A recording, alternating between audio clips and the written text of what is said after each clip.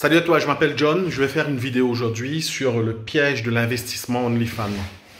Alors d'abord, petit disclaimer, moi je ne suis pas spécialiste en fiscalité, fiscaliste, conseil en investissement. Donc cette vidéo est plus un partage d'expérience par rapport à l'investissement OnlyFans et n'a aucune valeur juridique ou de conseil en tant que conseil d'investissement. Alors, d'abord, je vais vous commencer cette vidéo en vous expliquant un petit peu un cas réel et un cas réel de ce qui s'est passé cette année avec un de nos meilleurs clients. Alors, il faut savoir que moi, je gère un centre d'externalisation BPO, Business Process Outsourcing, ici à Antananarivo, Madagascar. Ça signifie qu'on gère beaucoup de choses pour des entreprises françaises ou des entrepreneurs français. Les entrepreneurs français, les entreprises françaises ne veulent plus réaliser un certain nombre de tâches en France, à Paris, Bordeaux, Nantes, Toulouse, etc. pour différentes raisons diverses et variées. Et elles prennent la décision de nous externaliser, de nous déléguer des tâches qu'elles ne veulent plus faire en France. Donc j'ai différents pôles ici à Antananarivo, à Madagascar. Je suis moi-même français, je suis né en France, j'ai fait mes études à Rennes en Bretagne et donc j'ai un conditionnement culturel français. Par rapport à ça, donc on a un client qui a l'habitude d'investir des sommes dans différents niches, différents leviers. Ouais, je dirais ça levier, différents business. Donc c'est un client qui a déjà des biens immobiliers, beaucoup de biens immobiliers. Je ne sais pas exactement le nombre, mais je pense une vingtaine de biens immobiliers, soit en Airbnb, soit en location. Et il commence à passer dans des achats de petits immeubles pour les rénover en plusieurs appartements et pouvoir les louer. En parallèle de ça, il a des commerces traditionnels dans le domaine de la restauration, dans le domaine des assurances, dans le domaine de la mutuelle, dans le domaine, différents domaines, dans le domaine des médias, agences de communication, etc. Et par rapport à ça, donc, il a une solide expérience de la vente et de la gestion d'entreprise dans des domaines classiques d'entreprise. Donc, il n'a pas d'entreprise de BTP, de bâtiment, ce genre de choses. Il est plutôt dans le domaine des services, mais il a une bonne connaissance des métiers du service. Il a des actions, il a de la crypto. Et donc, lui, ce qui l'intéresse, c'est de repérer des business en ligne. C'est un peu comme un jeu. Et donc, d'investir des sommes dans différents leviers. Parmi les business en ligne, donc, il a mis en place des sites internet de contenu, notamment dans tout ce qui est comparatif produit. Donc, ça ressemble un peu à des sites comme meilleurtest.fr, par exemple. Il vend des voyages en ligne également et il a mis en place une stratégie d'investissement sur Amazon KDP. Donc, il a une vingtaine de livres qu'il a mis en ligne sur Amazon KDP qui génèrent toujours des revenus. Ça génère un peu moins maintenant depuis la sortie de ChatGPT, mais ça génère toujours des revenus mensuels. Alors, par rapport à tout ça, il a décidé d'investir dans OnlyFans. Alors, vous savez, les amis, souvent sur les vidéos YouTube, les gars, ils veulent vendre des formations, donc ils vont vous dire tout et n'importe quoi. Et moi, je vais vous dire la réalité de ce qui se passe. On est là entre gens intelligents et honnêtes. C'est vrai que mes vidéos ne ressemblent pas à grand-chose, je ne fais pas de montage de vidéos, mais je vais vous raconter exactement ce qui se passe. Donc lui, en fait, il dispose du cash. Et il me dit, John, je suis venu visiter ton local, j'ai visité ce que tu fais, j'ai vu les écrans. Donc, ce n'est même pas des captures d'écran. Il a vu réellement les interfaces d'un de nos clients. Et alors, il a vu l'interface, mais il n'a pas vu le nom du client. Hein, donc, il ne connaît pas le nom du client parce que c'est une interface un peu particulière. Et il me dit, John, moi, je veux investir dans l'OnlyFans. Et je l'explique que moi-même, en tant que gestionnaire d'un pôle spécialisé chatting et pôle acquisition, je lui dis que moi-même, j'ai voulu lancer une modèle, mais j'ai assez compris que ce n'était pas aussi simple que ça.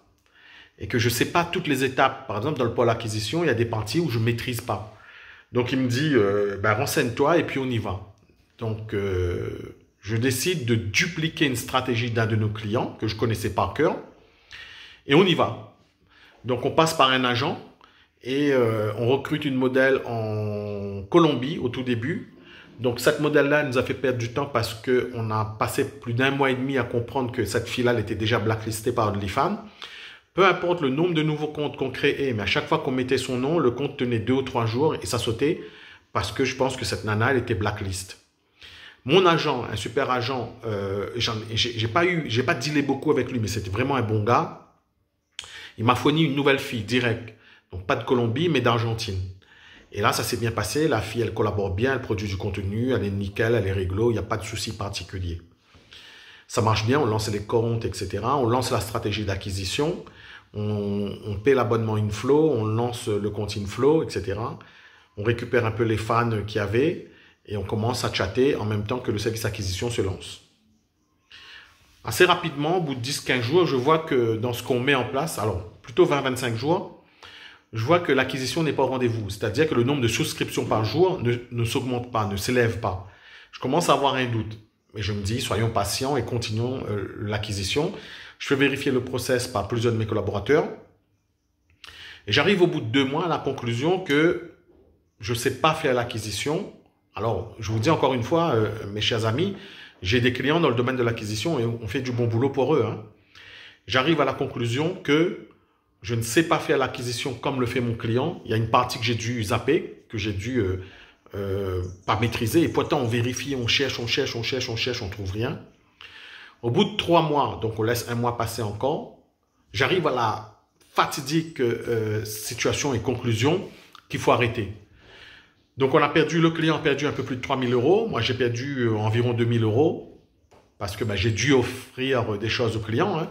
Je me suis engagé avec lui. En même temps, je n'ai pas réussi à honorer ses espérances.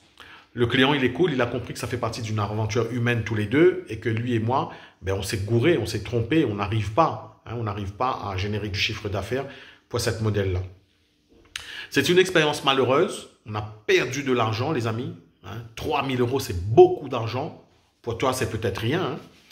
Dans une stratégie d'investissement diverses et variées, c'est peut-être rien. Mais moi, 1 euro investi, c'est 1 euro perdu, c'est énorme. Donc voilà la réalité. Souvent, je vois des vendeurs de formation, etc. J'ai fait une vidéo hier que j'ai envoyée en ligne, mais qui n'est pas encore parue. On parle là des formateurs et des formations, notamment modèle IA, etc. Les gars, ils vous disent n'importe quoi. Ils disent n'importe quoi. Ils sont prêts à vous vendre n'importe quoi, n'importe comment. Et ils ne vous disent pas la réalité. Donc, dans ce témoignage, on a le modèle raté, un cas de modèle d'un lancement raté en OnlyFans parce qu'on n'a pas maîtrisé acquisition d'audience. Et là, on faisait du dating apps. Je sais que beaucoup d'entre vous maintenant parlent sur de l'organique. Mais là, c'est réellement un cas, un vrai cas, où on a complètement, excusez-moi de la vulgarité, merdé de chez merdé. C'est pour vous dire qu'on ne réussit pas à tous les coups sur OnlyFans. On avait eu 13 agences avec qui on travaillait au mois de juin. Là, il nous en reste 6. Beaucoup sont partis à cause, entre autres, de l'audience. Donc, on chattait, ils perdaient de l'audience. Et nous, les chatteurs, n'arrivaient plus à générer suffisamment d'argent.